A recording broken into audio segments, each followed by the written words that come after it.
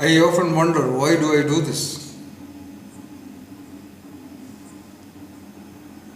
You will know there is no clear-cut answer, because the question is why. Why is not a correct question. It is applicable only in the learned limited boundaries of clear, logical, one-to-one kind of relationship established knowledges and other corresponding realities. I have noticed that even a child, when it sees something that caught its attention, it immediately calls the mother, show her. Maybe he learned it because the mother has done that, or the parent has done that.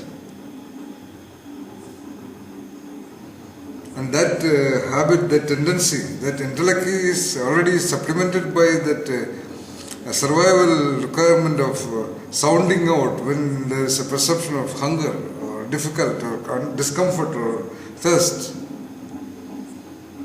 So, representing or manifesting the language of a need, of a requirement, is served in that announcement. So, along with that, noticing something that is above the normal or above the status quo, to talk about it, to convey about it, to signal about it to the other around is a naturally facilitated tendency.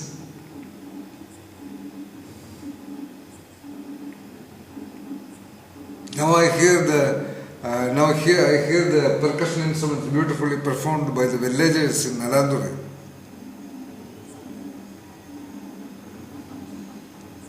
So I am for a moment wondering whether Ame and Mandra and Urvi and Shivami, they are noticing whether such a beautiful musical performance is going on there.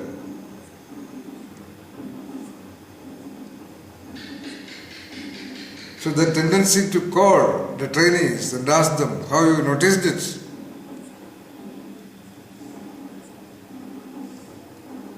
The tendency, that universal tendency with every entity, not only human beings, that is perhaps my tendency. So I have noticed all these years I have been continuously in the search alone setting. Though I have been talking about whatever I noticed to various people who have been around me, now there is a concern of bringing them into the notice and attention of the people of the world.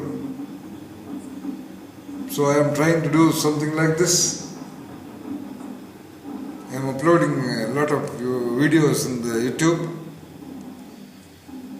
I am publishing certain books through national as well as international channels.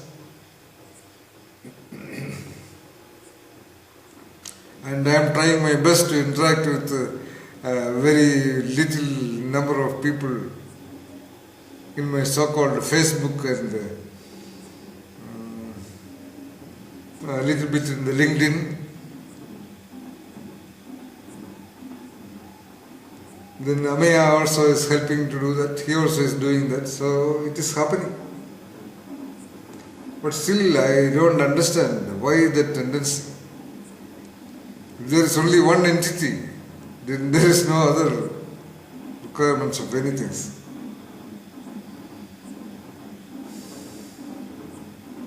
And I think that whatever I want to tell, I want to convey, I want to point out to the world are things that are special.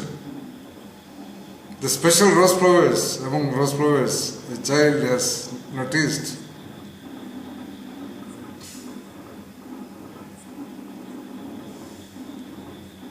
Maybe some speciality in the acting in a film, noticed by the lover and conveyed it to the love who is sitting along with him, watching the same movie.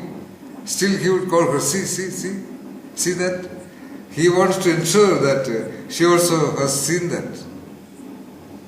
The great seers and the mystics and the gurus,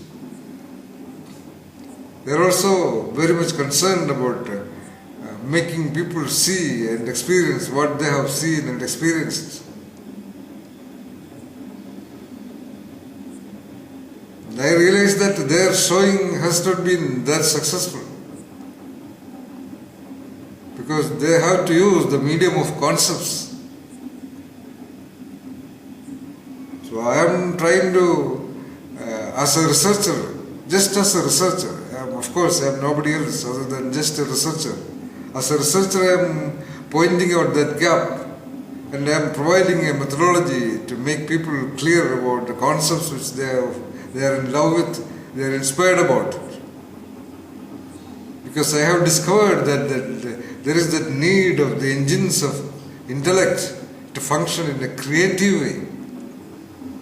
Everyone has that attention and perception and thinking and reconceptualization and conversion into feeling and experience and so on and so forth. They are all just like that.